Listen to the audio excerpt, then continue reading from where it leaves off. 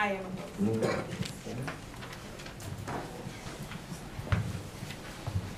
Hello everyone, my name is Keisha Rogers. I'm the candidate for the 22nd Congressional District, and I have led the charge throughout my campaign to have the courage and guts to recognize that we have a failed leadership. We have a leadership that is representing a sense of tragedy in our nation, and we need people that are going to have the courage to stand up and tell the truth, and that's what I've done.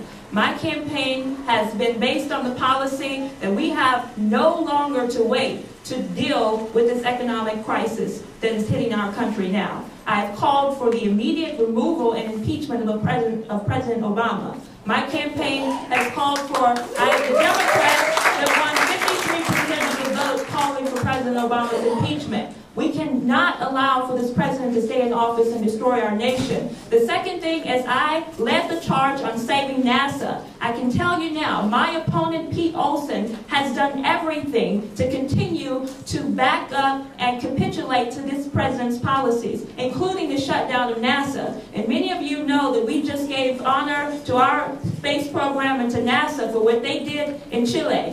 That would not have happened without NASA. We have to revive full funding of our manned space flight. That's what I'm calling for. We have to put millions of people back to work in productive jobs. And this means a mission orientation for the country. This is why I'm calling on a program to end the bailouts now. That's the first step of order, and reinstate Glass-Steagall banking reorganization, what Franklin Roosevelt put into place back in 1933, to separate the investment banks from your savings. No speculation on your money. And secondly, what we have to do is to make sure that we're investing in our long-term infrastructure projects. We can put millions of people to work in productive jobs now by implementing programs such as the North American Water and Power Alliance. You know, when John F. Kennedy was charting the course for a moon landing, we were also at the same time putting projects in place for water infrastructure projects, for massive rail systems, for actually transforming the biosphere,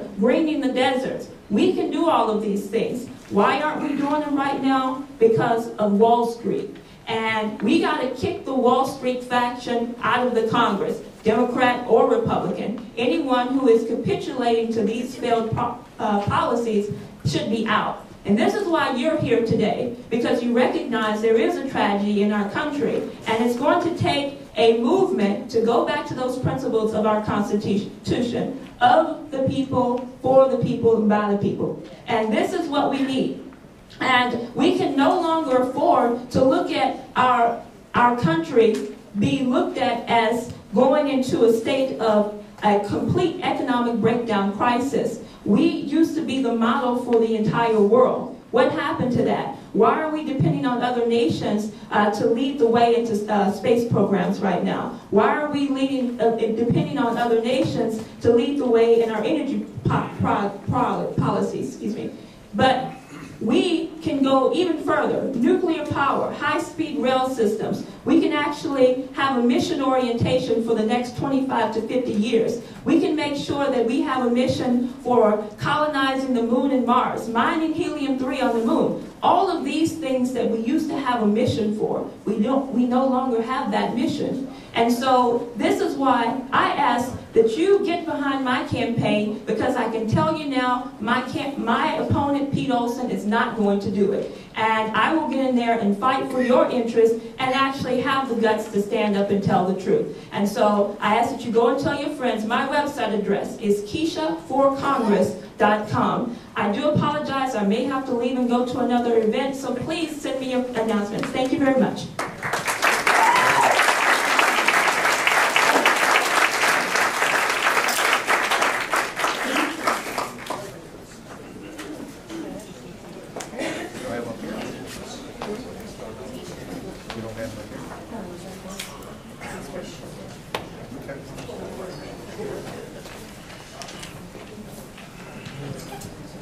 Okay, our next speaker will be candidate for governor, Andy, is it Barone? That's okay. Is that close enough? Close enough for Spanish. Well, come on up.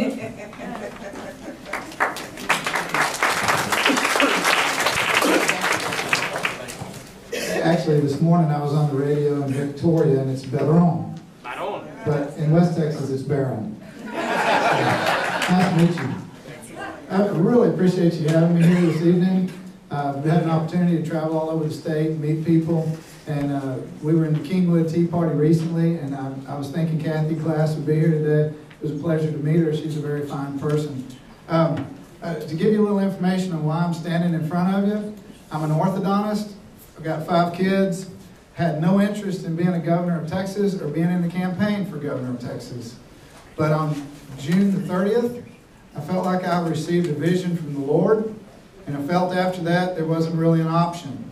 This morning I was asking him what I should talk about when I got here tonight, and I had no idea.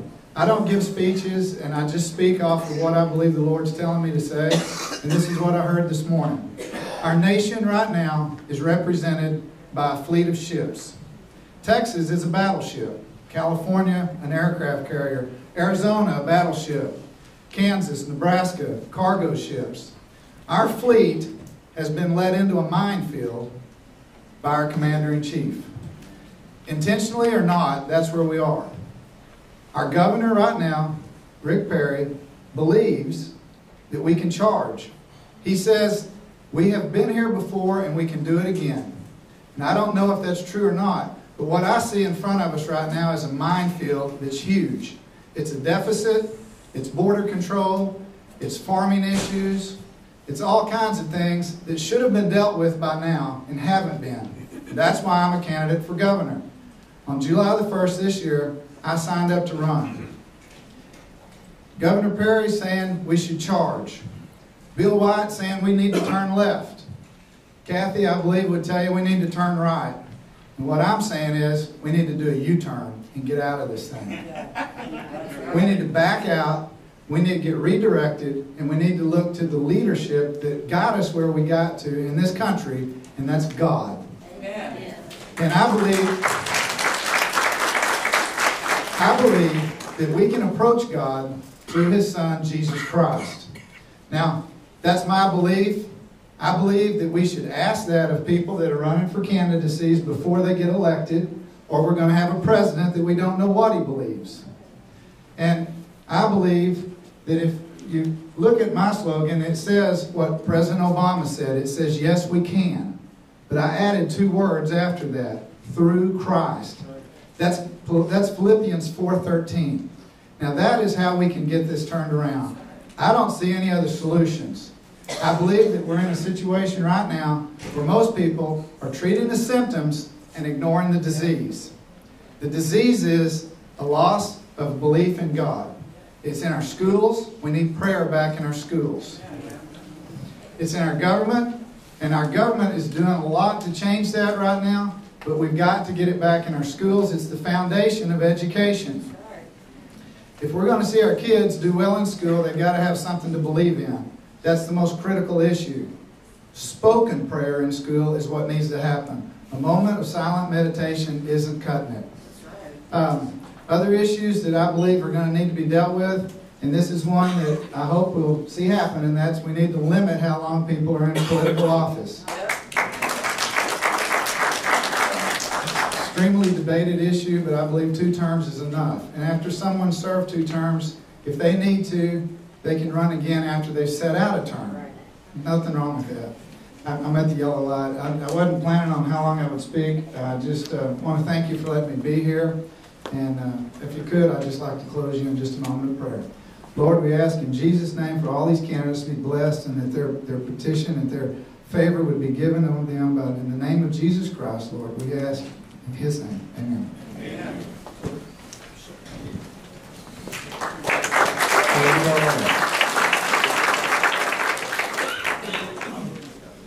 Red light hit, and I'm supposed to jump up and tell them to sit down. I'm supposed to mute it. Folks, I'm not going to do that. The man's praying. I'm sorry.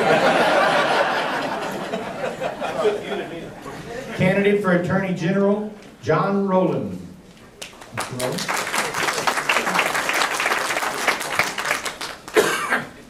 Thank you for having me. This is typical of an event that is occurring this year that is unlike anything I've seen in my 50-year experience as involved in politics. when this country was founded, a person could stand for office and he didn't have to spend a dime to get elected. All he had to do was give speeches, the newspapers would take them down verbatim, and people would buy the newspapers. We have to ask what happened in the interim. Why is it necessary now to raise, it looks like we're going to be looking at $3 trillion in this coming election. I'm sorry, $3 billion. Okay. My name is Jon Roland. I am the Libertarian nominee for Texas Attorney General. I am, by background and training, a mathematician and computer scientist. I have spent a good deal of my time also becoming a qualified legal historian. I'm the founder and president of an organization called the Constitution Society, the website at constitution.org. My candidate website is jonroland.org. By going to those two websites, you can get a great deal of information about not just my candidacy, but about my work in this field. I tried to make constitution.org the ultimate reference site on the Constitution. Now, there are several issues that are of special concern to me and why I'm running for Attorney General. The Office of Attorney General is uniquely positioned to be able to deal with local public corruption. And local public corruption is the incubator for corruption at the state and national levels. We need to nip it in the bud at the local level.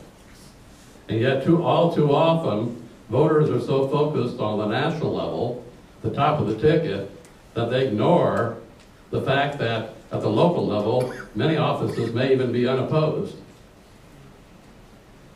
And they also fail to recognize that in most jurisdictions, the grand juries are under the control of local prosecutors, and a citizen cannot just take a complaint to the grand jury and expect to be able to have action taken on that complaint.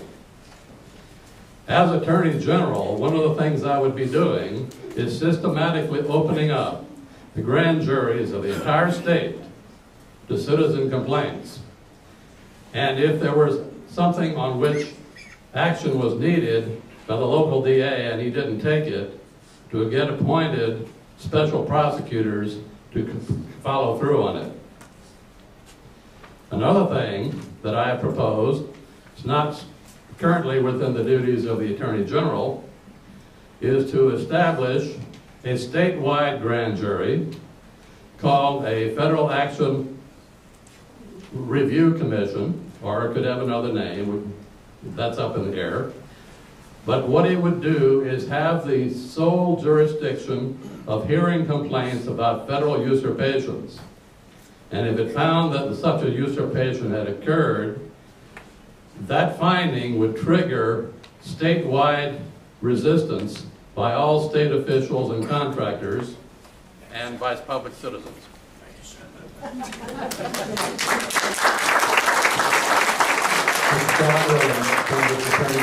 you, sir. Next candidate is Judge Massengill. Judge Massengill? No? If you go in order, you should do the referees. But I'm okay with him going next. Judge Massengill, come on up, sir. We're going to take care of you. Thank you very much. My name is Michael Massengill. I am a judge on the First Court of Appeals. I'm not on your list, and in fact, my office is not even on this 2 or 3 page list of offices that will be on your ballot. So let me take a second and tell you about the Court of Appeals and what is involved with my job.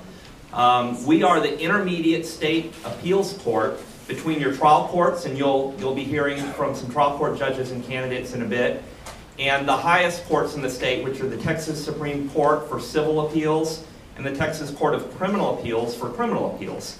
My court is in the middle. We're the first level of appeals for every kind of case in the state court system except for the death penalty. Those go straight to Austin. And my court has 9 judges on it. There are 3 seats up for election. My spot is place 8 on the First Court of Appeals. And I was appointed to my position on the court in the summer of 2009. I've been serving on the court for a year and about 3 months.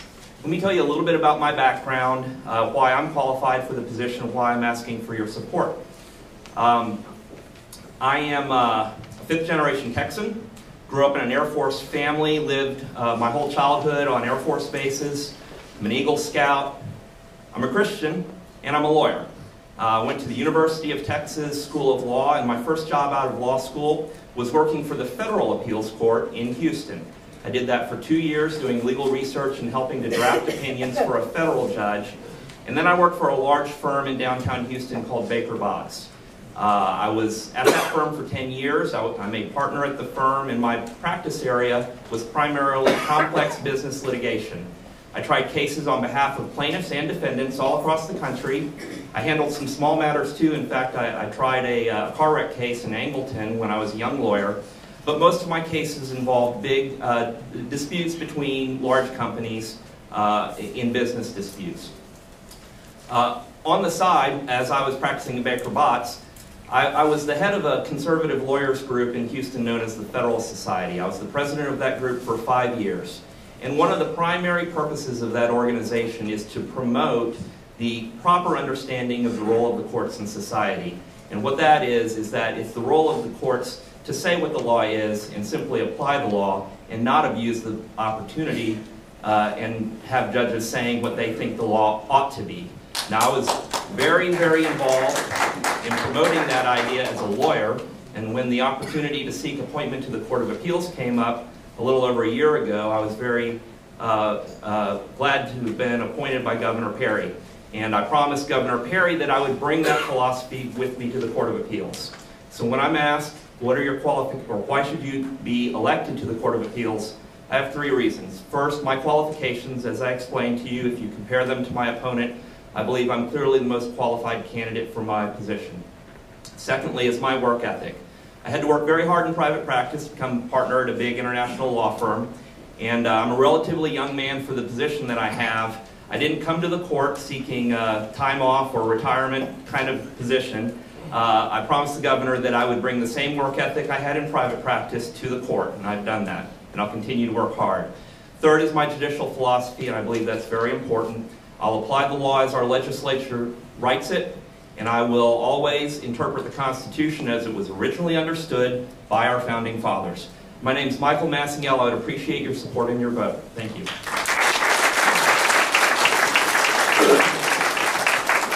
Thank you, Judge Massingale. Candidate for State Representative, District 29. I like those boots. Randy Weber. Thank you, Judge. My name is Randy Weber. I live in the top half of Missouri County or Matagorda County. I am your state representative.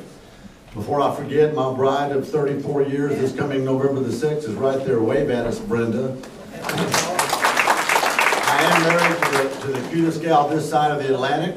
And we've been married, like I said, for 34 years, 3 kids, 3 grandkids. I'm a small business owner on Weber's Air and Heat for 29 years. I started from scratch. I know what work ethic is, Michael. I'm with you there.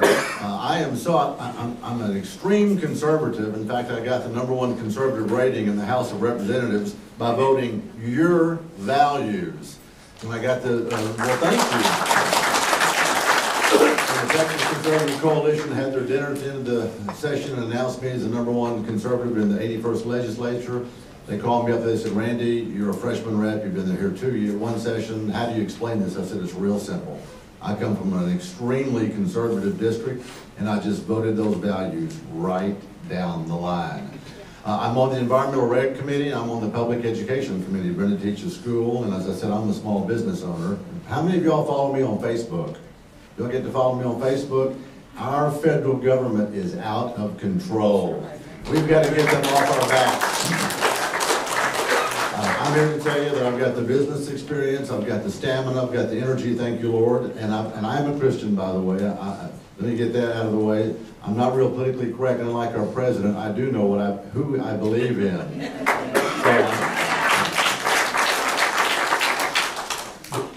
Latest figures out this morning. We had an appropriations meeting in Austin. I wasn't there. I was at the Pearland Chamber lunch. But the appropriations chair thinks the Texas legislature will be faced with a $21 billion with a B dollar budget shortfall this coming session. Now we've got $8.6 billion in a rainy day fund. I can make those hard cuts. No more taxes, no more fees. It's called cut government spending. Are y'all with me? You need somebody with a proven track record that has a business. When times get tough, you got to tighten your belt, and you got to do what's best by tightening your belt for the business. You don't get to just write your own check, so to speak. And Texas has a balanced budget amendment of the Constitution, so we don't have the luxury, if you want to call it that, I call it stupidity, that the federal government does. Texas is one of 6 states that doesn't have a deficit. As I said, $8.6 billion surplus. We go around and we talk to other legislators as we learn how to do infrastructure, education, financing, highways, and budget control, and those kinds of things. And other states say that they envy Texas, the conservative legislature that we have, because we get it. We know that it's not our money, it's your money. And when we tell people, give yourselves a hand, y'all got a great conservative legislature. When I tell people that we have an $8.6 billion surplus, other legislators go, how'd y'all do that? And I said, well, it's real simple. We didn't spend all the money. Now that's a novel concept, isn't it? That's a real novel concept. I will go back to Austin to fight for you. Austin is 64 square miles of insanity surrounded by the state of Texas. And I'm just glad to be back in the district here, because some of the things that come out of the left there just will blow your mind. Again, I want your vote. I'm on the ballot November the 2nd coming up. Randy Weber, your state representative. Thank you very much.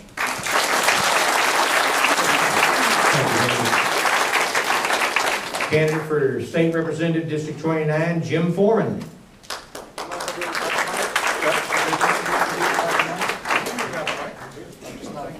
Not a fan of microphones because I don't practice my speeches with one, so I don't intend to give one. I hope that's okay. Can everybody hear? Can you guys hear me in the back? Fantastic. Thank you very much.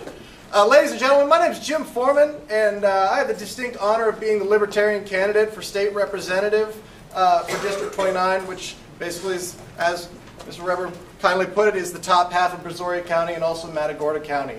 Now, I'm a graduate of Texas A&M University. My degree is in mechanical engineering.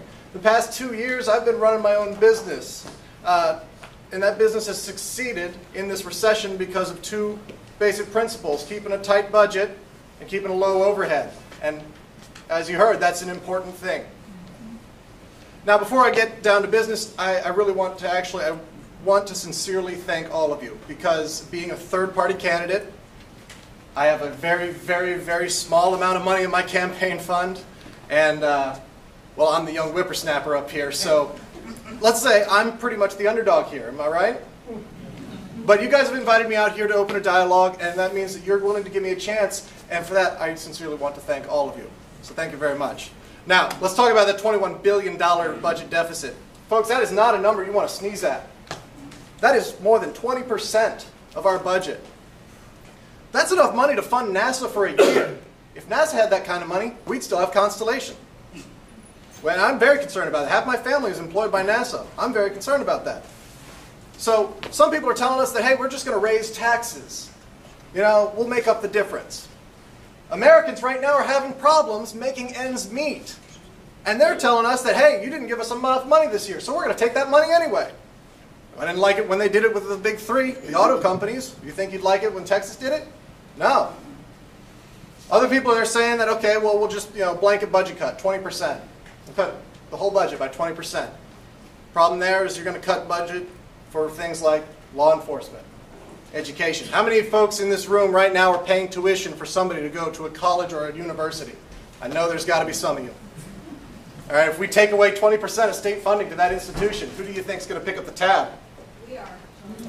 Yeah.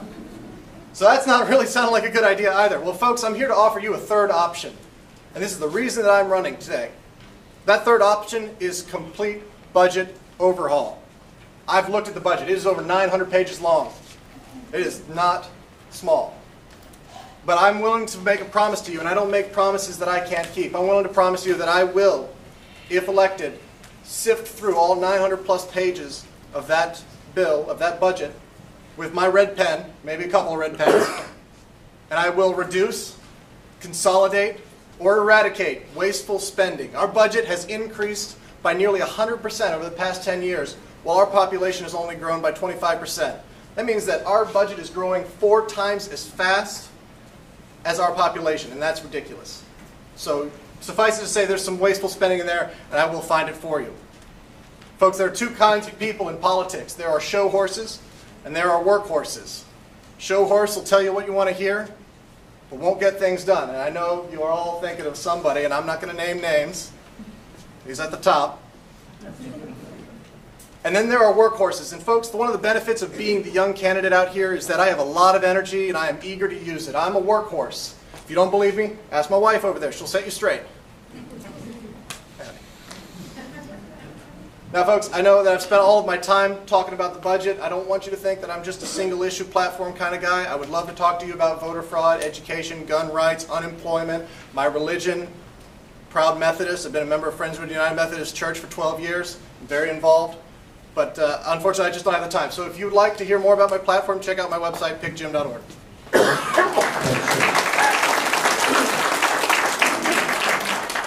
Jim Roland, candidate, State Representative, District 29. Now, candidate for District Judge, 149th Judicial District, Terry Tipton Holder.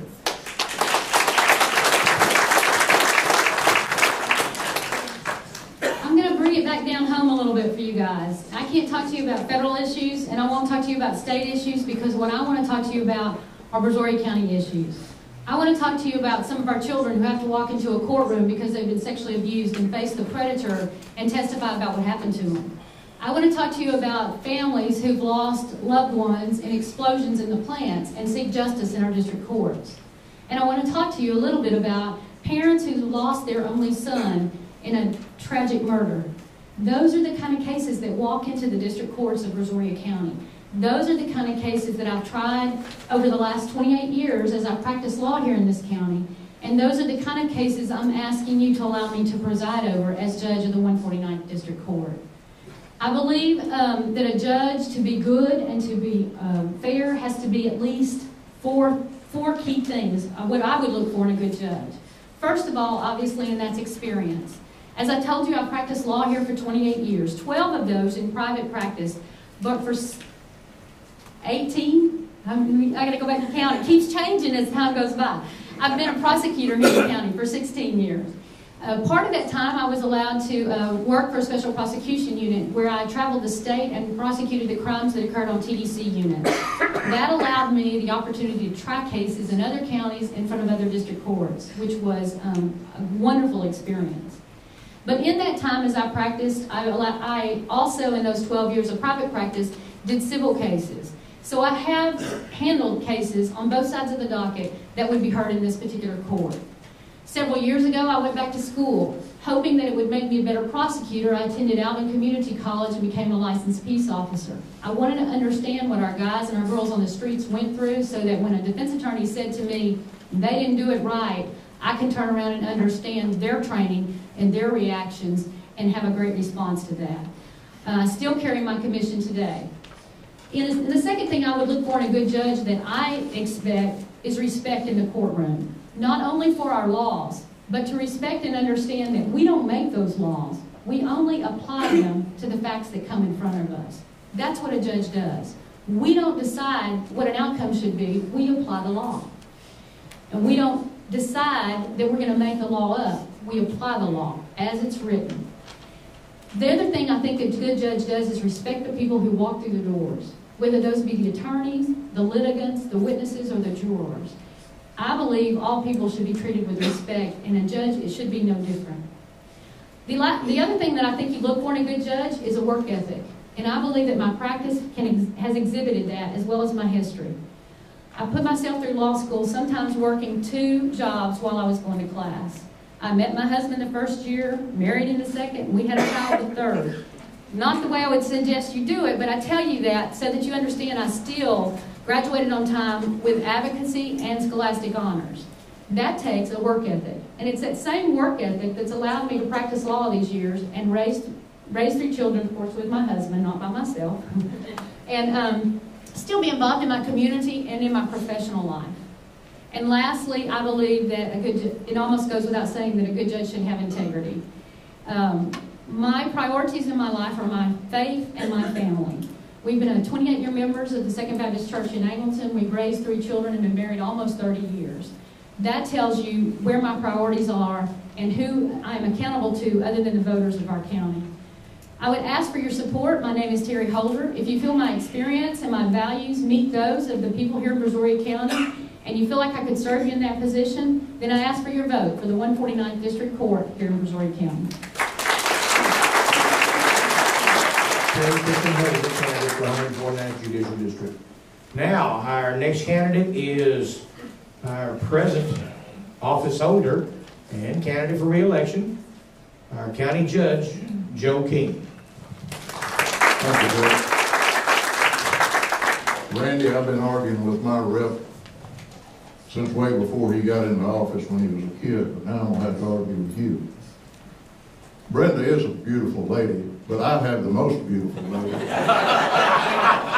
I married the old sheriff's daughter, the feature twirler for Angleton and TCU.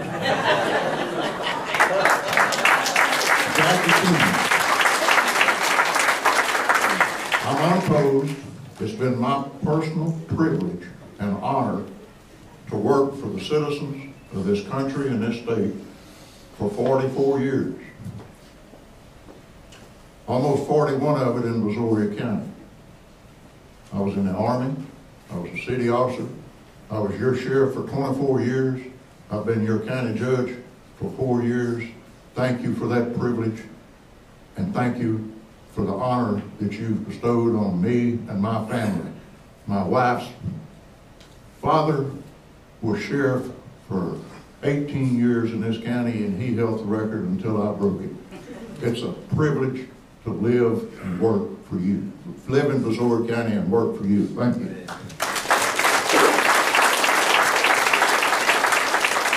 Thank you, County Judge Joe King. I'm going to take just a little bit of an injection right here. It's great to be unopposed.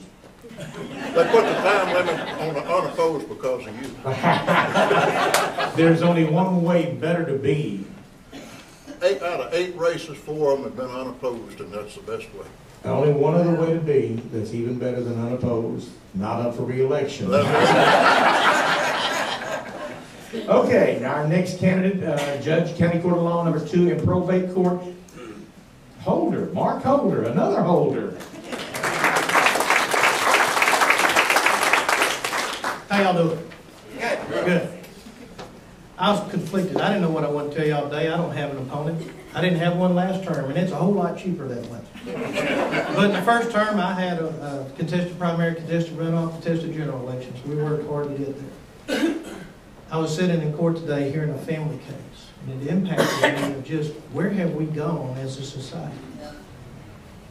Are we proud of where we're at? No. Have we sent Washington the message we need to send? No. Have we sent Austin the message we need to send? No. Randy's taking it up there. That's not a backhand endorsement, that's just we believe the same. But let me tell you this.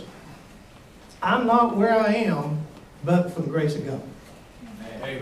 I truly believe, excuse me, this is not where I was headed today, just kind of where I was led to. I truly do believe I'm not here except that not only did y'all go into the voting booth, but God went ahead of it. And I'm not proud of what I've done in my life. I'm not trying to be prideful about being a judge or anything of that nature. But as I sit and listen to the problems that people have as they come before us, because Judge Warren and Dora and Judge Rickard will tell you what all we do, and we do everything in the world. It's kind of like the Johnny Cash song, I've been everywhere, man. We do everything, man, in our courts.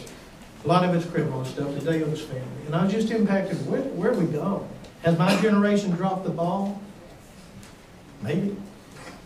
My dad was a member of the Greatest Generation, bought a Volterra gun on a B-17. I'll never forget his experiences that he shared. They don't talk about it a lot.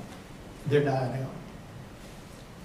But I do believe that I'm doing what I'm called to do. And I do believe I'm doing what I'm supposed to be doing. And when I quit doing what I'm supposed to be doing, I'm not going to be here. Thank you for your time. Thank you for the Patriots for putting this on.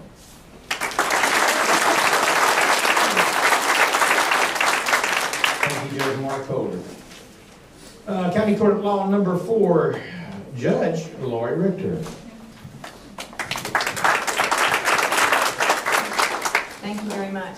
Thank y'all very much for being here tonight. It does my heart proud to know you care about your country, you care about this county, you care about the folks that are holding the positions of trust, and that's what we all are seeking, is to hold your trust and hold that position. So thank y'all for being here and seeking to be informed. I've always been proud to be an American, proud to be from Brazoria County. It has been my honor to serve you as the first judge in the County Court at Law number 4. It's also been a very humbling experience for me, and several folks have talked about that. But when you have folks that come into court that not always are at their best, they're struggling or suffering with one different problem or another. In the county court, we hear just about all kinds of cases. My name's Lori Rickert. And we hear all kinds of cases, and so there's just a wide range of folks that come in there, and I try to look at every person in the eye and look beyond the pain or look beyond their words to see how God would have me treat that person. And I think that I've done that. I've applied the law fairly. Chips fall where they may. I don't pick who I think should win. I just rule based on what I think the law is. And so I want to thank y'all very much for that privilege, and I look forward to serving you for the next 4 years. Thank you very much.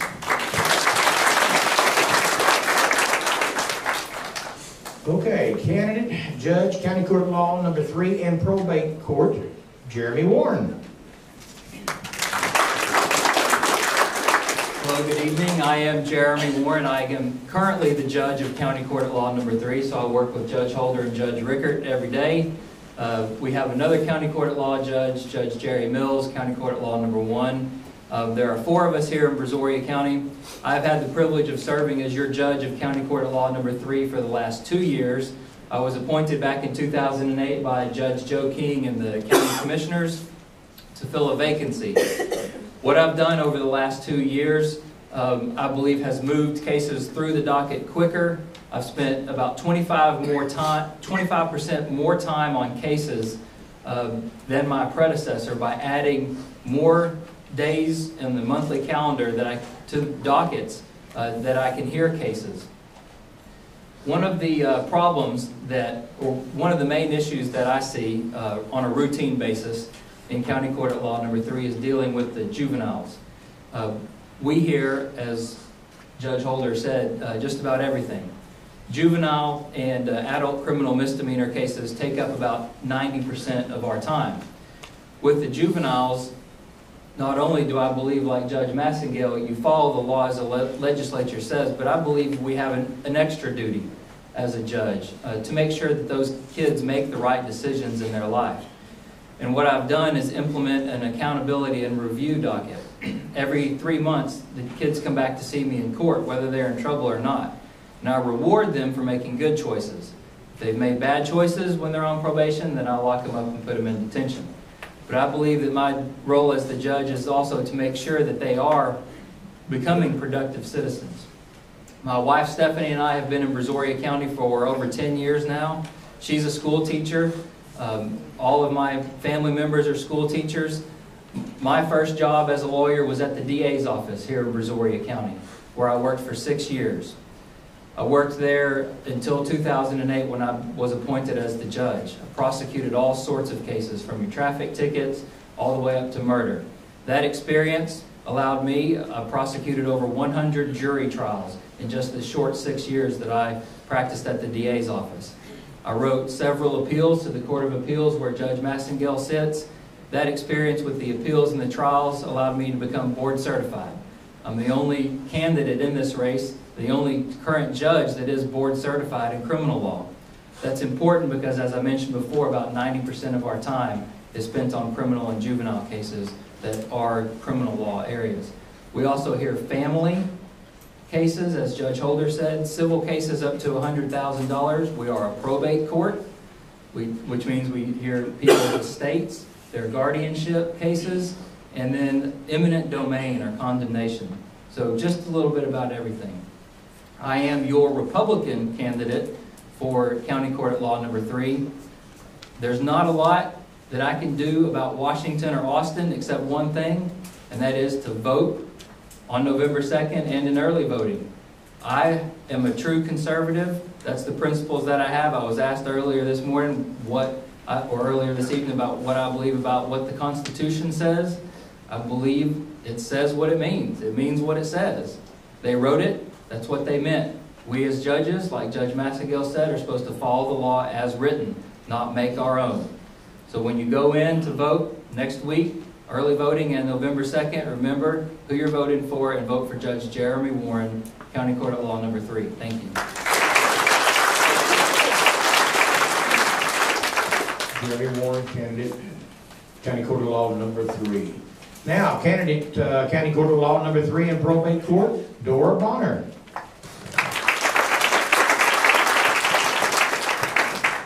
Good afternoon. Good afternoon. I'm in this room by myself. Good afternoon. My name is Dora Bonner, and I am a candidate for Judge County Court at Law number 3. I want to tell you a little bit about myself. I am a resident of Missouri County. I have lived in Missouri County all my life. I grew up in Swinney, Texas, little town, a little north of here. I've been living in Clute for the last 30 years. I am married. My husband is Wilbert Bonner. He is the councilman for the city of Clute for the last 25 years. We have 2 young men that are off on their own, thank God, doing a wonderful job, no longer having to support them. And I am the only candidate for judge of County Court at Law number 3 that's ever practiced as a private attorney. I am the candidate that knows what the client goes through when they get ready to go to court and have to face the judge. I've been there. I've been practicing in Clute for the last 20 years. I have gone into courts on family matters. I know what they're going through. I know what the judge is talking about, how things seem to have just really slipped away, and where the family is going, and what our society is doing about it. Matter of fact, it's just kind of precedence. I had that same conversation today with somebody in the district clerk's office, asking them, where are we going? At one point, they come in, they love each other, they can't do without each other, and they just can't live without them. And then they come to court and they want to air their dirty laundry. Where are we going? But I've been there. I know what's going through. I know the types of cases. I know the types of evidence that needs to be put before the judge in order to make that decision. I know the family law code, family code, because I practice in it every day. I know the probate code because I've been there with the clients as they go before at a difficult time in their life when they've lost somebody close to them. I know how they feel. I know what they're going through. I know what the code says needs to happen, the probate code. I've been there. I know what the civil procedure is. I've practiced. I've gone to court with plaintiffs and in the respondents also, knowing what the law says and how to present the evidence. When you go before the judge, you want the judge to be able to understand what you're talking about when you're putting on your evidence. If you've never had the opportunity to put on the evidence before the court, you can sit there and talk to the judge till you're blue in the face. And they won't understand what you're talking about. It takes some experience. And I believe that's what I bring to this court, is the experience of having been in the trenches and knowing what to do when it needs to be done. Our law is not perfect. But as a judge, our responsibility is to read the law, understand the law, listen to the facts, and then apply the law to the facts and to render a just decision. And I can tell you right now, if you have no background in family law, when somebody's up there talking about what's going on, you're not going to understand what the code says as to what you need to do. When you're talking about the law, you need to have some experience. You can't get it all on the bench. And wow, that was a quick 4 minutes. My name is Dora Bonner. I am your candidate for Judge County Court at Law Number 3, and I would like the opportunity to talk to any of you that would like to speak with me. Dora Bonner for Judge, County Court at Law Number 3. Thank you. Candidate for County Court at Law Number 3. Now, candidate for our district clerk, unopposed, Rhonda Barczyk. While she's coming up here, I want to say this. She's already been elected and has already been sworn in and doing the job. Is that correct? Talk about it. I am Rhonda Barczyk. I won the Republican primary in March. In July, I think it was July 1st, Jerry Deere passed away. So the district judges appointed me to fill out the rest of his term for this year. I am unopposed in November, so I will be your elected district clerk, and I really appreciate the privilege to work for you. I'm looking forward to the next 4 years and moving forward. Thank you. Thank you very much. County Commissioner Precinct 2, unopposed, Matt Sebesta. Come on up, Commissioner. I was opposed, but am no longer, so that's a blessing. My name is Matt Sebesta, and we're sliding down the ballot, so whereas everyone that you've heard from thus far, you all get to vote on. Now we're getting into precincts.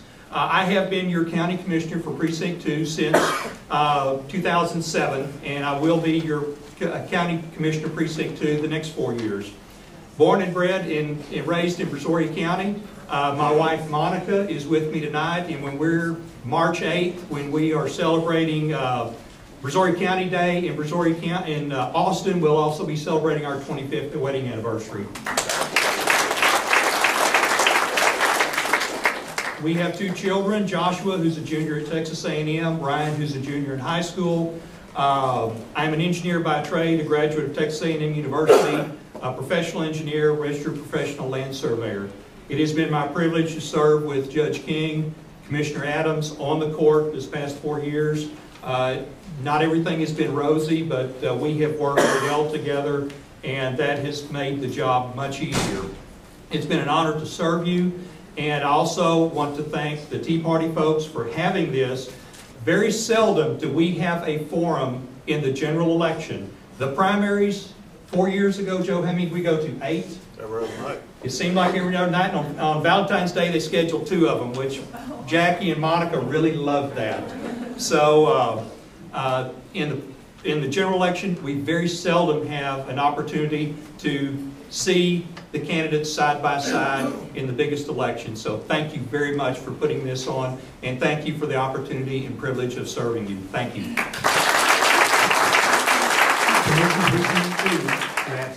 Now, Commissioner, opponent.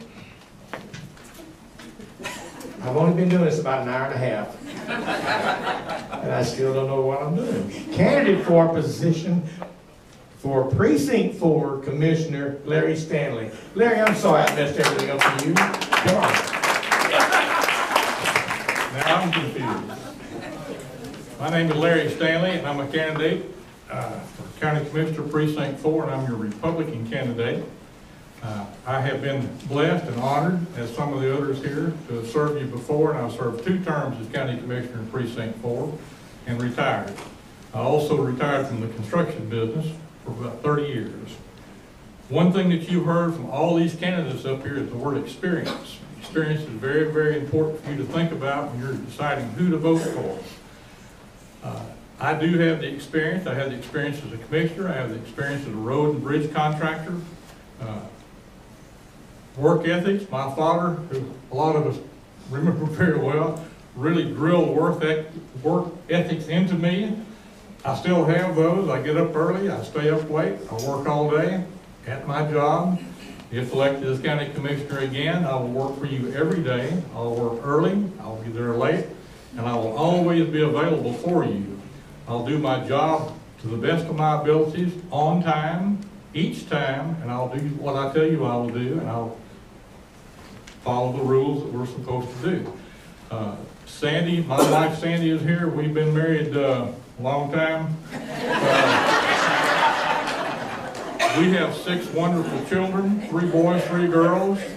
They all have a degree, they all have a job, and we're very proud of them. The best part is they've given us 9.5 great-grandchildren. Not great-grandkids. We have 4 girls. We have 5 girls. This is hard. This is real hard. 5 girls, 4 boys. I'm looking for another boy, hopefully, to kind of even things out. I want to be your county commissioner in Precinct 4. Precinct 4 is on the other.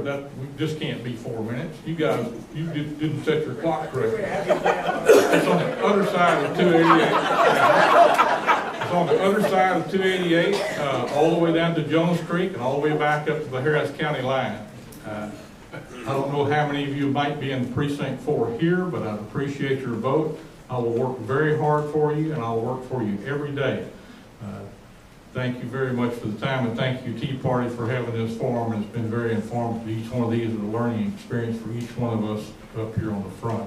But thank you very much.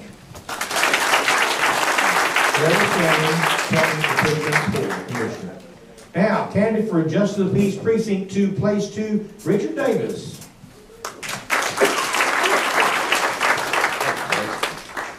I am Richard Davis, and I am your Republican candidate for Justice of the Peace, Precinct 2, Place 2.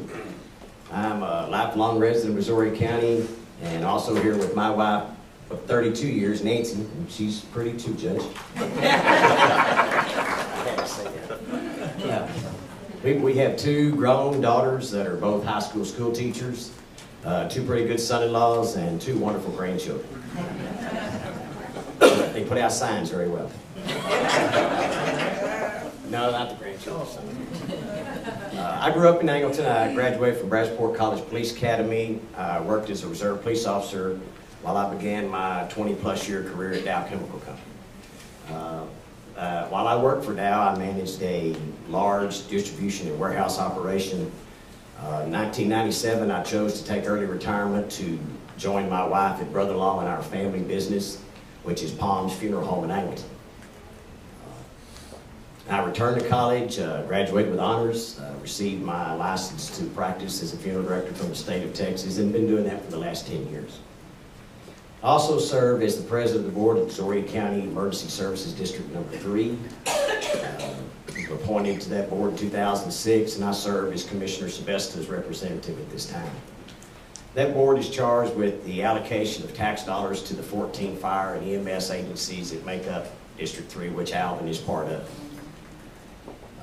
I also serve on the advisory board for the Boy Scouts of America Thunderbird District, and a 32-year member of St. John's Lutheran Church in Angleton.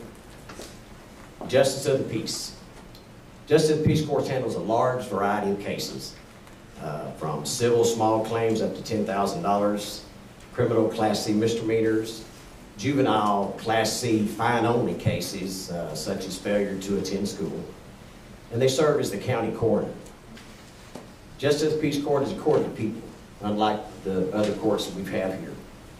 A common sense court, created to be a less formal setting, a place where you and I can go and represent ourselves. And for most of us, it's the first and only dealings with the courts. I feel the people of Missouri County won't deserve a full-time Justice of the Peace who is accessible, fair, honest, willing to listen to your side of the story without a preconceived notion of you or the case. I believe that bad things happen to good people. And someone needs to be able to understand that in this position. And when you serve as the county coroner, you need to understand that the person that has died is someone's family member. I'm a small business owner who understands the challenges that we face as small business owners in today's economic environment. I'm a parent of public school teachers, a grandparent that understands the importance of education. In my job as a funeral director, I work with people every day from all walks of life. And quite often, it's their worst time of their life. And it's these experiences that I think that make me the best choice for the People's Court. And I'm asking for your vote, Richard Davis for JP Precinct 2, Place 2. And my thanks to the Tea Party for this opportunity to be here tonight. Thank you very much. Richard Davis, candidate for Justice of the Peace Precinct 2, Place 2. Candidate for Justice of the Peace Precinct 2, Place 2, Ken Walters.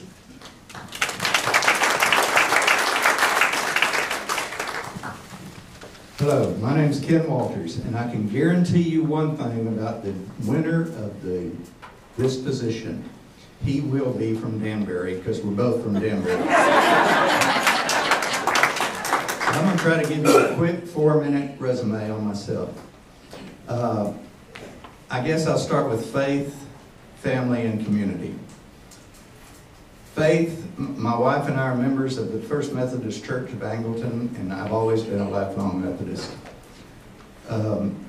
Family, I'm married to my wife Lori, who wanted to be here tonight, but we got up at 5 o'clock this morning, rushed to St. Luke's for her 3rd surgery on her leg that she broke about 2 months ago, and she is incapacitated. And we have 3 lovely sons who all attend Danbury School District at this time, from 1st grade through senior year. As far as community goes, I've served my community by being the mayor of Danbury for 12 years, from 1988 to 2000. In 2004, some people came back. Danbury was having some problems with the little construction project they had going, so they came back and wanted me to run for council again, and I did, and I'm currently on city council. So I'm serving my 18th year, serving the community of Danbury without pay. And so now I'm trying to get a paying job. But I have worked for the last 17 years as an officer of the court with Brazoria County Juvenile and Adult Probation Departments. I've worked under County Court Level 3 the most, but I've seen firsthand and been in the courtroom. I know courtroom protocol, I know courtroom procedure. I have been around, I've worked for 17 years with district attorneys, with defense attorneys, and with defendants. And I'm telling you, I will have the compassion to do it, because when you sit in that juvenile office and a young man has been arrested on a serious drug charge or a serious violent charge, and his mother knows nothing about it, and his mother and 2 crying grandmothers come into my office, and I have to explain the system to them, I fully empathize what they're going through. I know I've seen it many, many times. I can tell you, I'm a man who will keep my word. I will obey the law. I will apply the law as it's written. And I will do my very best to be a good justice of the peace, using my experience and qualifications that I've obtained over the last 17 years in the courtroom system. I am not a lawyer. I don't pretend to be a lawyer. But I do, and I am familiar with a lot of aspects of the law and of the Penal Code and the Family Code and the Texas Education Code. I'd appreciate your support if you live in Precinct 2. I know a lot of you do not. Precinct 2 kind of covers the south end of Alvin and comes around the west side and takes in Manville. And my degree from Texas A&M University, by the way, I forgot to tell you that, I did graduate from Texas A&M in 1974. And I majored in political science, and I could teach a political science course on gerrymandering by the way they drew these districts. It looks like gerrymandering, I don't know, but it's a tough job to do that. I will give them that. So thank you for your time and attention, and I appreciate it. Thank you, sir.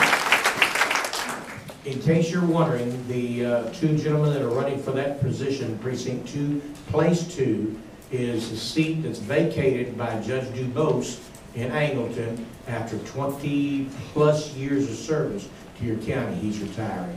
Give him a round of applause.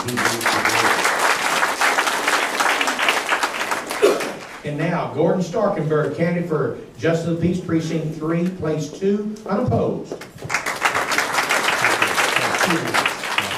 I am Gordon Starkenberg, Justice of the Peace, Precinct 3, Place 2.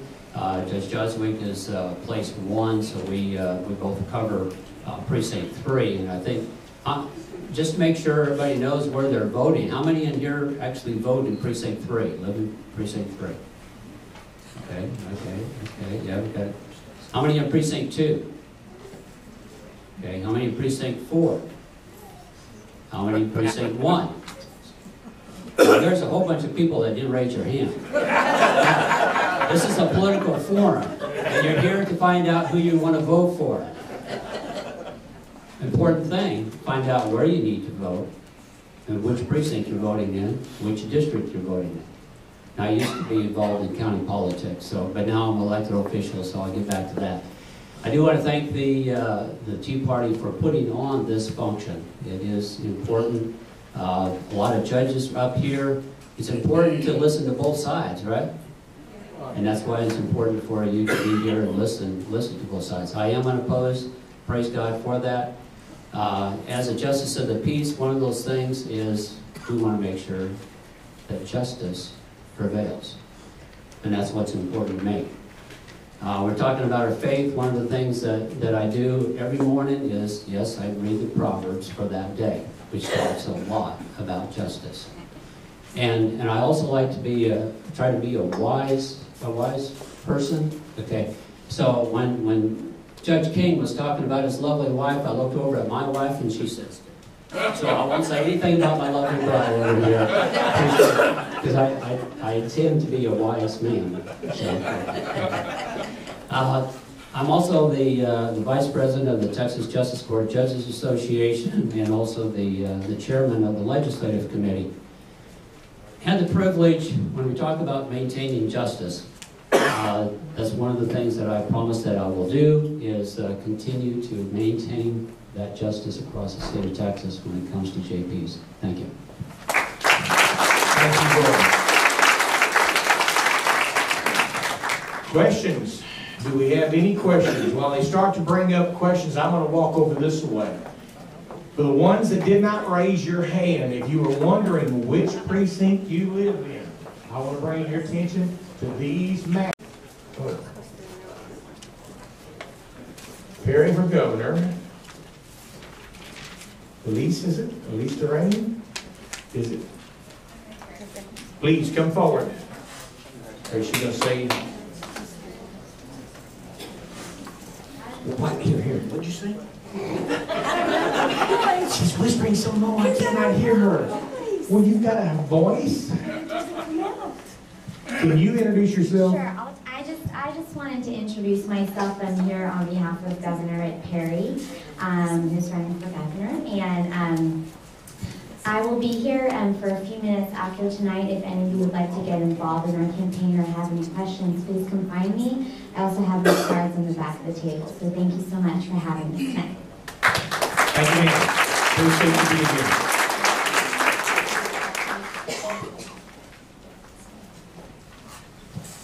Okay.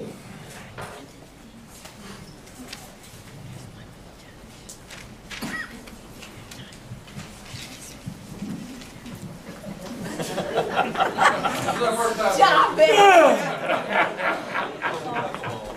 Sorry, I got you in office the first time I got you. And she did too, by the way. I don't know if y'all know Dolly Edge or not. Dolly is the edge, believe me, okay? Can you remind them that if they want to ask questions, that all they have to do is wave their hand, and we have cards for you? Susan, you did a wonderful job of reminding them. If you have a question, please raise your hand.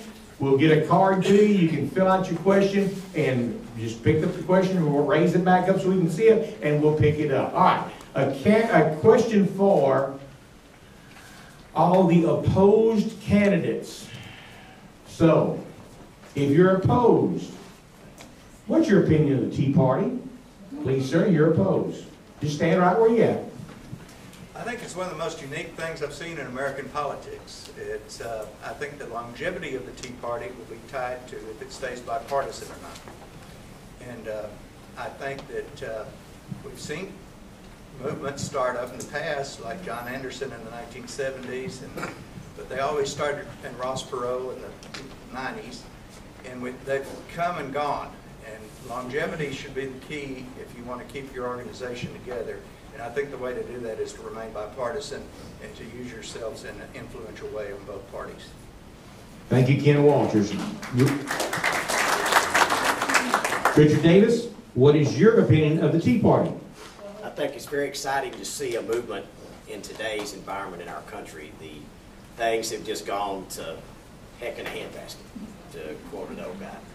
But I think it's wonderful that the Tea Party is rising, they're waking people up, and it doesn't matter if you're Democrat or Republican. We're in this country, you know, our Constitution by our forefathers, and we need to follow that.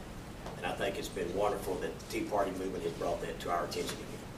Thank you, Richard Davis. Larry Stanley, what is your opinion of the Tea Party? Well, I think it's a great thing for America. It's a great thing for Brazoria County and for Texas. I applaud each one of you for doing this, for being here, being a part of this, and being interested enough to come tonight. I was at a forum this week, and the person there said, I have nothing to do with Washington. I have nothing to do with Austin. I can't do anything about that. You can do something about Washington. You can do something about Austin. And you people are doing it. You're a member of the Tea Party organization. You're a member of a group of people that are interested enough to stand up and say, I don't like what's going on. And I'd like to change something to make it better for all of us. So I applaud each one of you, and I'm very proud of each one of you for coming out of the house tonight. And when you go vote, I saw that I only had 2 voters from Precinct 4, and I know I got half of those because my wife. I hope. Thank you. When you go vote, don't go alone. Take your neighbors, take your children, take your friends, take people you don't know, just load them up and haul them down there and make them vote and have a voice in our future for America. Dora Bonner, what is your opinion of the Tea Party? If my people will call by my name, and humble themselves and turn from their wicked ways, then will I hear from heaven and heal their land. That's my understanding is what the Tea Party is all about. Bringing God back into the authority that he already is, to help people to understand that God has a plan for America. And when we listen to his plan, then America will go forward. The Tea Party, as I understand it, is bipartisan. And so when we can all call God as to who he is, it doesn't matter whether you're Democratic or whether you're Republican. It matters what you believe, and who you believe is in control. Thank you. Candidate Jeremy Warren, you know the question. Yes. Go right ahead. I think the Tea Party is very interesting. I believe that in order to get people to think and to think about who they're voting for, we need movements like this in our country, because you're making Republicans think, you're making Democrats think, and whether or not they come to the middle and agree, or if they go to the other side away from you, I would urge you not to go one side or the other. Don't go extreme one side, don't go extreme the other, but keep people thinking about what's going on in our country to get it back to where our founders had it.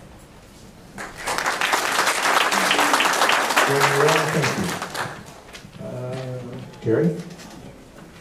I'm excited about it.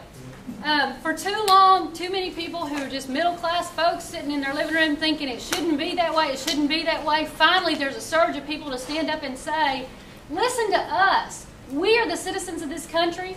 We were founded as a Christian nation. We were founded in our Constitution that should be applied and not rewritten because it means what it says. And you guys and the folks who are going to Washington are standing up and saying, listen to us. It's time we had a voice. And you're providing that, and you're doing that. And I'm very excited about it, and I thank you for it.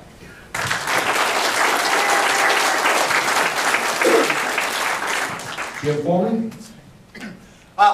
Quite honestly, I think it's phenomenal. I think I'm in this race for the same reason that the Tea Party was created. We're sick and tired of the status quo. And I think that it's actually become a very viral problem that people believe that one person can't make a difference. But all of you being here tonight, you've proved them wrong. So again, thank you very much.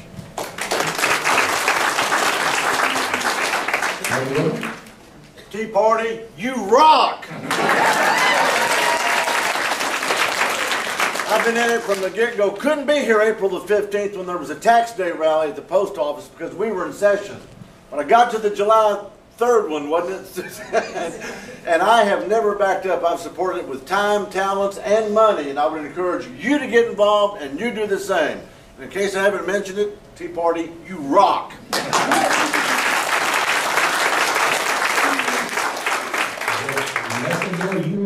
I do. Yes, sir, please. What is your opinion? What is your opinion of the Tea Party? I think it's an incredible reflection of the American spirit. It's a truly American movement. There's a profound dissatisfaction with government and the direction of our country. If it were just about dissatisfaction with Democrats in Washington, then everybody in the Tea Party would just embrace the Republican Party, and that's not what's happening. People were just dissatisfied with Republicans in state government, they'd go vote Democrat, or they'd embrace the Democrat Party, and that's not what's happening. This is a group of people who are saying they want to be heard. They don't want to be heard through the filter of party politics or what has not been working in the past. So I salute you for that. And I've been to a number of Tea Party type events, and one thing I find very refreshing and promising about the movement is that there's always a stack of constitutions to be had. And I carry mine around. What that says to me is we all still share these common principles, we all still hold them dear, and we all still want to see our government adhere to these founding principles. And I think with people like this, we're going to do it. Thank you, sir. Mr. Jon Roland. The Tea Party movement is wonderful. When I started the Constitution Society in 1994, I was a voice in the wilderness. I was considered an oddball as a constitutionalist. Now, I have all these wonderful people standing up and demanding strict compliance with the Constitution as originally understood. That's fantastic. However, demanding that is only the first step. Because if you go to court and win a case, if you don't write the order for the judge to sign, he's liable to turn to your opponent and take the version that your opponent wrote. You now need to go on to the next step, which is to understand the problems well enough to either develop solutions in detail or recognize solutions that are developed by others. That's your mission now. Thank you, sir. We have one question for two gentlemen, Jim Foreman, Randy Weber. Do you favor photo voter ID and why? Jim, if you'll take it first.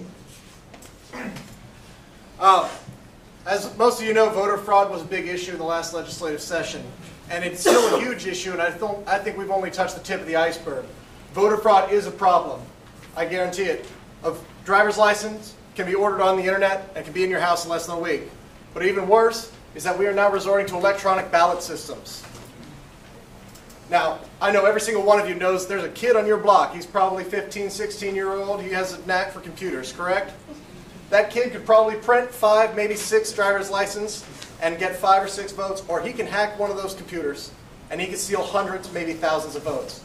So we need to look at the voter fraud issue for sure. Absolutely. Thank you, sir.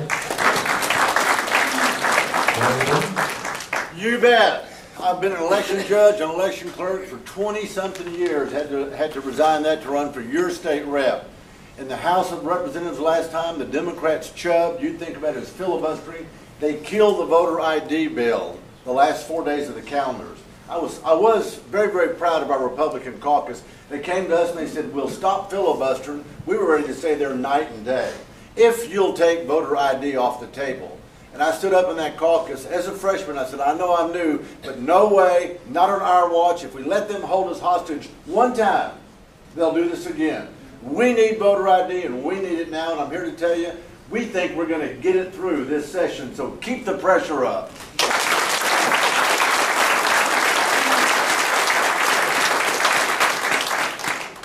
Mr. Roland, if elected, what would you do to keep attorneys pushing for imprisonment of those who refuse to pay child support?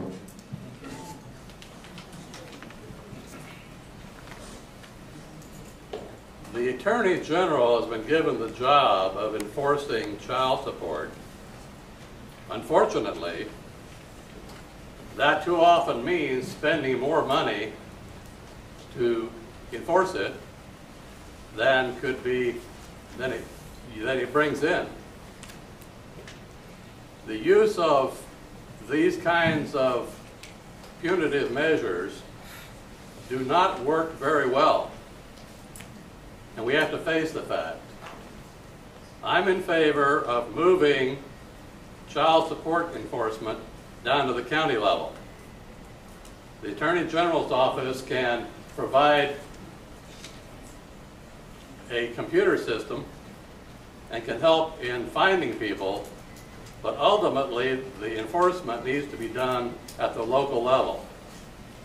Right now we have the Attorney General, his office, that is spending more money than he's bringing in, and that is not the way to run a government. Thank you, sir. County Judge Joe King. There are several game rooms in Alvin where they have slot machines. How can this be legal? It's not.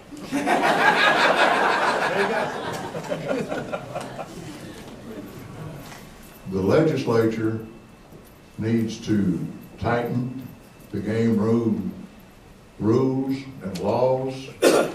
Game rooms can operate as long as they give novelty prizes. When I was sheriff, we raided them all the time. Your present sheriff, who was my chief deputy for 19 years, is still raiding them.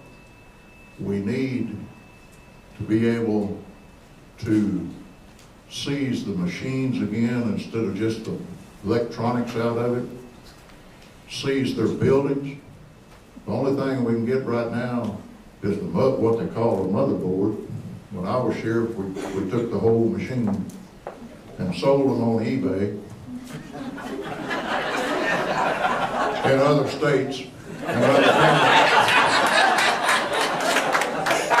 But we need to be able to not only seize their cash, their motherboard, but the building and every asset that's attached to it.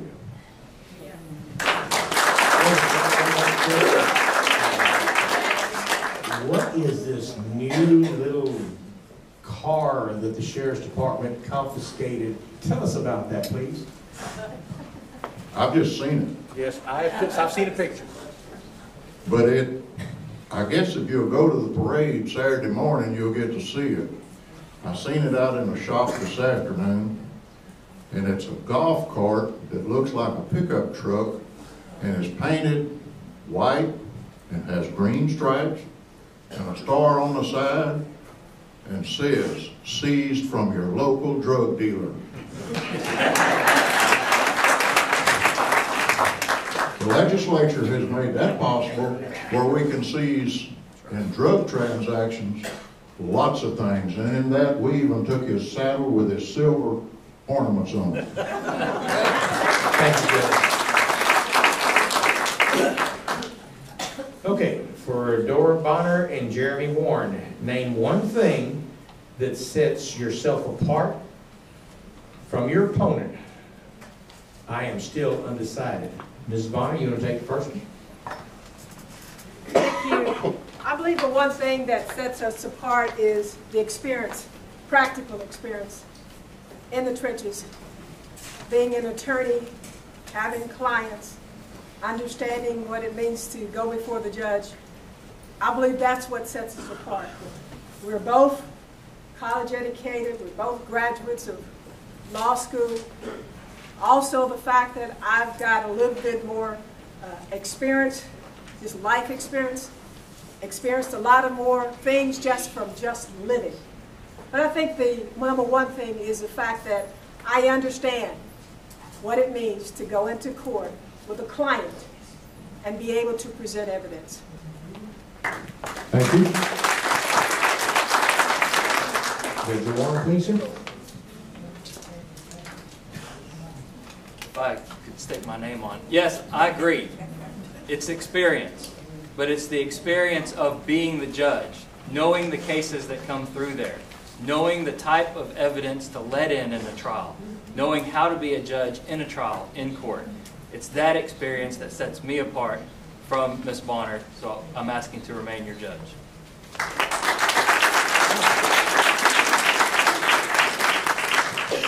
For both our state representative candidates, here's the question.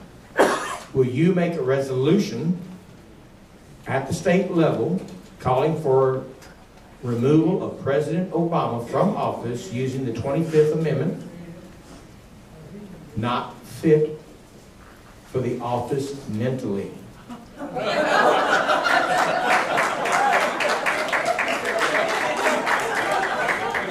just read what I have, ladies and gentlemen. Well, I made a point earlier and I'll make it again. I'm here to work for you. If this is what you want, I'd be happy to do it.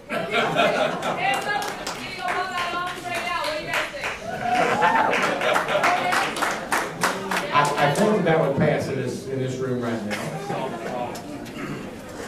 How many of y'all remember who Will Rogers was? Have y'all seen the bumper sticker that said Will Rogers never met Barack Hussein Obama? Yeah. Sure, you bet if that's what we want. We've been fighting the EPA on the Environmental Regulations Committee. I'm tired of the federal overreach. And he is the chief suspect, the complainer in chief. He needs to go, you bet.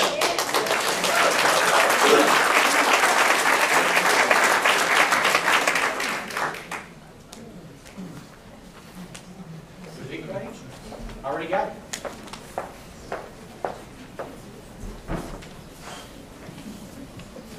Blank.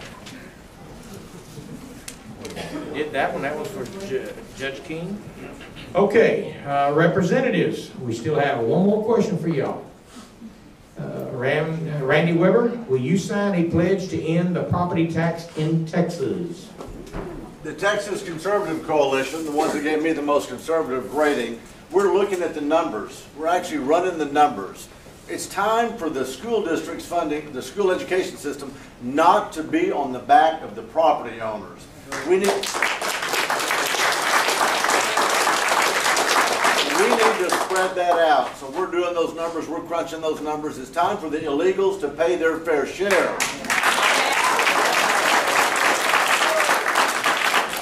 So in a nutshell, yes. Jim Foreman, different question. On your blog site, it says you favor legislation for drugs. Is this true? I knew that libertarian bit was going to bite me sooner or later. Folks, I have no intention of passing any regulation as far as legalizing drugs. I know you're probably familiar with Proposition 19 in California where they're trying to legalize it as far as medicinal use. Folks, I have no intention of presenting that sort of legislation because of one reason and one reason only. You cannot test in the field for drug sobriety. You can test for alcohol content. We have breathalyzers. We have that ability, but we don't have the ability. Until the technology is there, it's off the table. So I want to be clear about that. I support the Libertarian Party, and I appreciate their opinion. We're all entitled to an opinion. And again, I would consider it. I'll look at it. But until you can prove to me that there are not going to be people who are smoking marijuana and then driving on our streets, risking the lives of our children, absolutely not.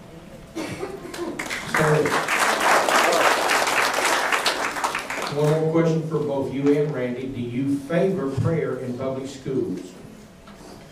The thing that I think is shameful about taking religion out of schools is that they're taking it all out of schools. I support, hey, if you're Buddhist, if you're Jewish, if you're Catholic, if you're Methodist, if you're Baptist, you have, each and every one of you has a right to pray in school. And you should not be punished. If you're going to pray out loud, that's your right. Our founding fathers founded this country on 3 inalienable rights. It's a hard word to say. We have the right to life, we have the right to liberty, we have the right to pursuit of happiness. And the most important one there is pursuit of happiness. My religion makes me happy, and I have every right to practice it where and when I please. The same goes for our schools. As long as there are tests in school, there will be prayer. Yes, I do. The 10 Commandments are good enough for the Supreme Court. They're good enough for us. All right, yes. You bet. You betcha. When I went to school, we started every day with the prayer and the Pledge of Allegiance. What's wrong with us? You bet I favor it. When I was on City Council, I wanted to fight that fight on Pearland City Council, and I couldn't get 2 other council members to convince we should ought to have that in our City Hall, the 10 Commandments. I'm glad General Abbott fought the lawsuit to keep the Bible on the grounds, and we ought to have it back in our schools.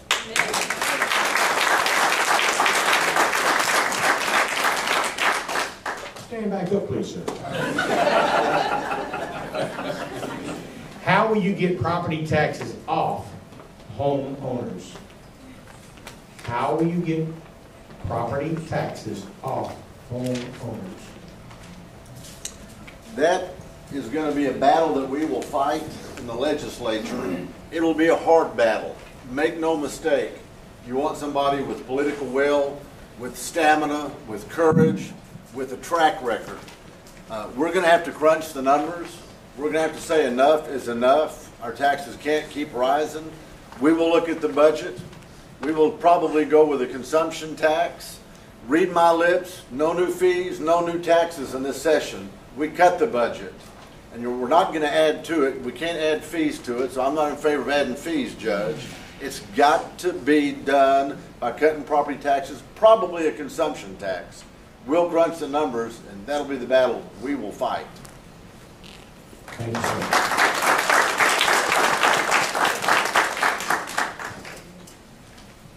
Okay.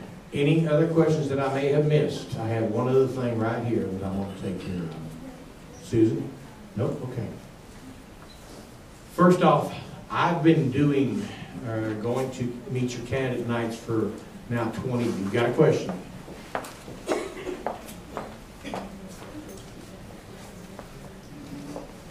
Both state representatives, what do you propose to do something about illegal immigration?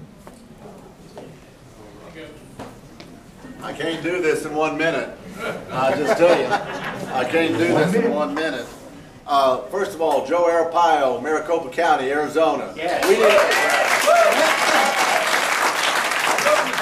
We need a fence on the border. We need a compound so that on the south side of the river, they look in there and they say, I'm going to wind up in a pink tent over there with pink clothes. It's a cheap way to seal our border. It's a cheap housing alternative. When we stop these actors on the highway, I don't care whether you're county, whether you're DPS, whether you're INS, whoever you are, ask. If you're stopping them for a reason, check their documentation. We can do thumbprints in vehicles. They'll give you an alias, but we can ID that person. We'll ratchet up crimes. If they rob a 7-Eleven and they're here illegally, the level of that crime just went up. It's aggravated robbery. And I've got about 9 steps. I've actually saved them on my BlackBerry. I can't do this in a minute. But we can do stuff to stem the tide. Quit the free giveaways. There's my red light. Please, sir. Yes, sir. I love all these hard questions. It's exciting. As Mr. Weber said, we can't cover that in a minute, but I really just want to add to what he said, and that is we got to talk to the employers. Yeah. You know what's going on. Yes. We all know it. Hey, I'm all for people coming to this country legally, gaining citizenship, and working hard. Strong work ethic is hard to find these days. But if they're doing it illegally, not only should they pay, but those employers who are taking advantage of the lower wage that they're paying those employees, they need to pay as well.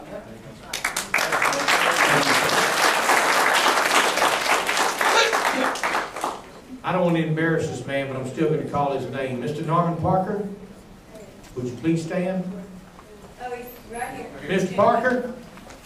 Mr. Parker sent this up. It's not a question, it's a statement. I think the state of Texas has won, as demonstrated by the number of people here tonight. Folks, I've been doing these things for 20 years. This is the largest crowd I've ever seen at a New Year's Day. Thank you all. Thank you, sir.